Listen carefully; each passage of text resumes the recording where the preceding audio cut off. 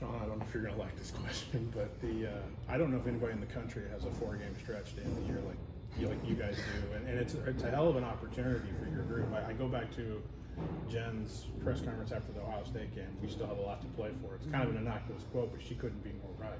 Yeah, no, you're right. It's good and bad, right? You look at it and you're like, oh my gosh, we have Indiana, Iowa, Michigan State, Nebraska, and it's an absolute gauntlet because they're all 3 quad 1 games, sure. and then obviously Nebraska beat Iowa. So, but you also with that have like Jen said, great opportunity. So it starts tomorrow with Indiana, obviously one of the top teams in the country. Coming to our place, and they're going to all be extremely tough games, but great opportunities, and we got to play extremely well in order to be in the game. We've played them tough. We just have, for 3 games, the 3 games I've played against Indiana, we've played them tight. We just can't get break through and get that big W. Just maybe the last month from Gretchen, what have you maybe seen from her, just the confidence kind of building, and has there been a moment when you kind of saw this progression kind of coming along for her? Yeah, I mean, I've said it all along, and I think I've told you guys, I know what she's capable of doing, and it's just normal freshman. You kind of, you defer a little bit as a freshman, and your confidence has to continue to grow. Now she's getting so many, 20 plus minutes a game. And I just think every game she just looks a little bit more in rhythm, a little bit more confident. And you saw that at Penn State. I thought it was her best game overall. Didn't think twice about her shots, was super aggressive, hit some really big shots, made some really big hustle plays. Defensively, she was really solid. She just continues to improve every single day. She's gonna be an unbelievable player here, and super excited about her future. But right now she's helping us, as a freshman. So I'm so happy with where she's at and how she's progressed daily. I don't mean to make the comparison with Caitlin Clark, but I know you've referenced how Gretch has a big long range, that ability maybe. When you look at what Clark is doing and you're recruiting players, I mean, has that maybe changed how you look at recruiting, what she can do, and maybe when you saw Gretchen, you saw something similar in them? Yeah, I mean, Caitlin Clark's one of one, right? It's just so amazing what she does and what she does on that consistent basis. And I look at even last year, Caitlin Clark, to this year, and her progression and her growth even in the year, her maturity. It's amazing. So I don't think there's going to be other people that are, there may be never another Caitlin Clark. So I don't really want to put anyone in that category, but Gretchen's special, and she has special abilities, and she can, she's an elite scorer.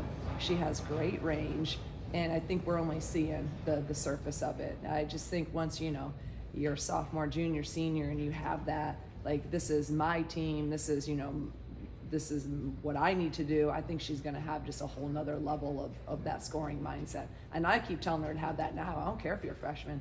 If you're open, shoot it. If you have driving lanes, drive it. Like, be ultra aggressive, because that's how much confidence I have in her. Gotcha. Did you go into Penn State thinking short bench, I can kind of ride 5-6 player rotation, or did it just kind of work out that way? Yeah, I never go into any games. I don't have any sort of predetermined rotation. I don't have any, I go off of who's been practicing really well. That's probably the only thing. I'm a real feel person in games.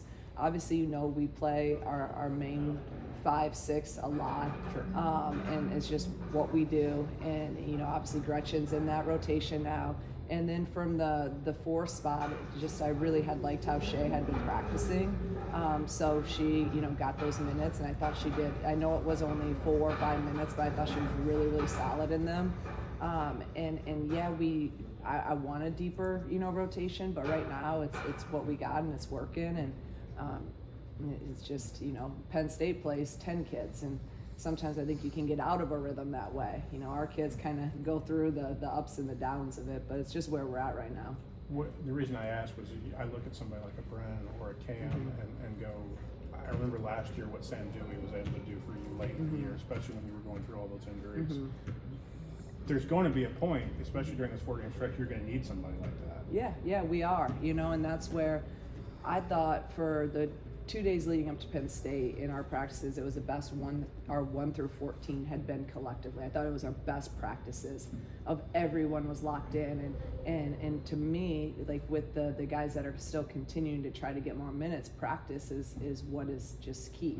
And I think we've now put together our best 3-day stretch, counting yesterday, of 1 through 14, being locked in, doing what they're supposed to be doing, and it's helping them individually, and obviously it's helping us collectively, because I thought Penn State was one of the better games we've played all year against a really good team. So we continue to need more depth, and that a lot of that is determined in practice setting. It seems to me that this game you have against Indiana, you're a more new team that they've seen than anybody else because of Hobby. You can throw a Hobby out of Mackenzie Holmes, and the last 3 meetings you've had, it's just kind of been all on KB. Yeah, you're right, and rewatching that first game we played against them, we're totally different, and obviously they're different too without Parrish. If she doesn't, who knows if she'll play or not, but you're 100% right. We have a little bit different looks now. We can throw multiple people at her. It's hard for anyone to guard Mackenzie Holmes for 40 minutes. So now KB, we can rotate back and forth. Hobby can bang with her. KB can bang with her. We can send doubles with a bigger person in KB when we're there together, which matters. Instead of doubling with someone small, and then it's a little bit harder. So I think we're different than what we've faced them the last few times. And we gotta capitalize on some of the advantages we have, because then there's going to be some mismatches too for us defensively, because they play mostly 4 guards now, unless they match our big lineup, which will be interesting to see what Terry does to start. When she surrounds her 2 Holmes with like a Sarah Scalia and a Chloe Miller-McNeil, who are both shooting on a high level, what does that kind of just do? And maybe those 2 have kind of emerged with Parrish out as well. I think Chloe, really from our game, and our game was the first game after Christmas. And if you listen to what Terry said, and a lot of her, actually the press conference after our game, she had met with Chloe and really was on her about being more aggressive and being more of a scorer. And she was against us. She had 20-some points, and really since then she's really taken off and been super aggressive, looking for a shot way more than she did last year. So you got to neutralize her. It starts with her, and then Scalia is shooting at just an elite level right now. So you take away a shooter and a glue player in Parrish, because Parrish does so much for them defensively, offensively. And now they put in someone that's not as much of a shooter, so that's where we're going to try to utilize that person more as like a rover and a helper, on Holmes down, and try to just muck it up a little bit more in the paint. Speaking of someone who's been aggressive, what you've gotten out of Daly McKenzie, not just the efficiency perspective, but also just maybe shooting more, attempting more.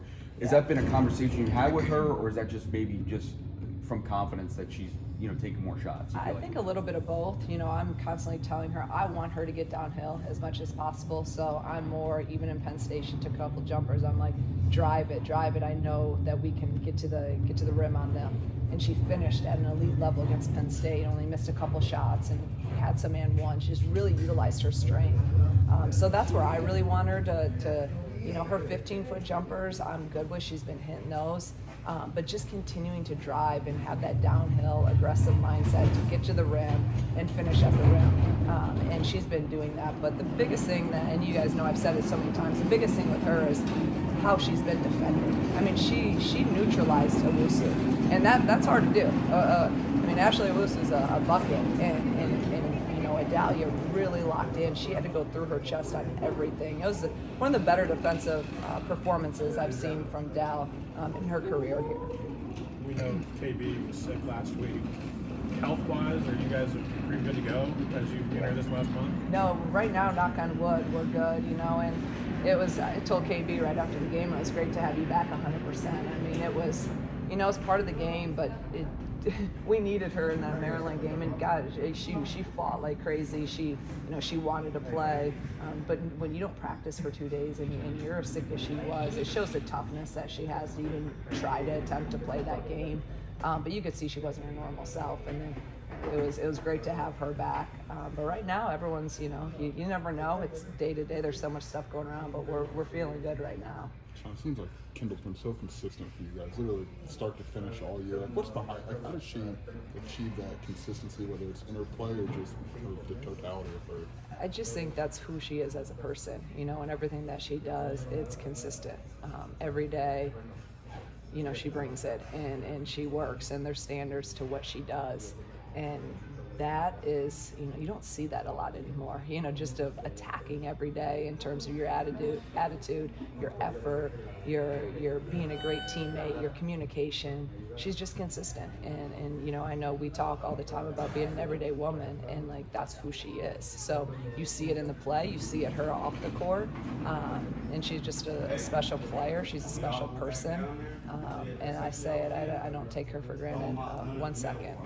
Not to expect like a double-double or whatever out of her, but what's the value for you as a coach knowing that you're going to get somewhere in the neighborhood of 9 to 15 and however many rebounds? Again, knowing as a coach, having consistency and knowing what you're going to get from people, again, as on and off the floor, if you ask most coaches, that's the main thing. And just being consistent and knowing you're going to somewhere or somehow she's going to come up with 8 to 10 plus rebounds, and then she's going to come up with, you know, 10 or so points, and to know that you can count on that every single night is just invaluable. You can't, you know what you're going to get, and that's as a coach, you don't want to go in there like, oh, who's going to show up tonight, who's going to do this, and you know what you're going to get every night with her.